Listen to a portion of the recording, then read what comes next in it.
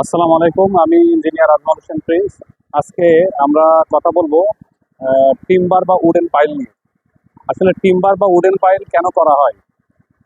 Normally মানুষের কাছে লাগে যে এটা একটা অহেতুক জিনিস, কিন্তু যে কোনো জায়গায় আমরা টিম্বার পাইল কেন করি দেখেন, এটা টিম্বার পাইল পেছনে করতেছি যখন সয়েলের স্পিডি খুবই খারাপ থাকে।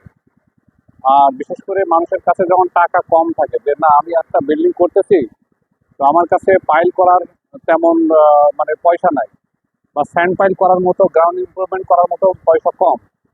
তো সেক্ষেত্রে আমাদের বুয়েটের এক স্যার আছেন, উনি বলছিল যে সারফেস বা যদি টোটালটা ইয়ে হয়, মানে এক কথায় মাটি, যে টোটাল লেয়ারগুলো যদি হোমোজিনিয়াস থাকে, অর্থাৎ পুরোটা যদি ড্রাই হয় অথবা পুরোটা যদি ওয়েট থাকে, এরকম জায়গায় আমরা সাধারণত টিম্বার পাইল বা উডেন পাইল যেটা আছে এটা আমরা করতে পারি।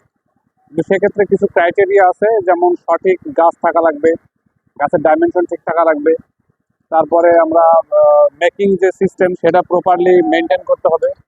এ ধরনের বেশ কিছু গাইডলাইন ফলো করলে আশা করা যায় যেটা সয়েল সেটেলমেন্ট যে জিনিসটা বা বিল্ডিং দেবে যাওয়ার যে ঝুঁকি, এটা অনেকাংশে রেজিস্ট করা সম্ভব।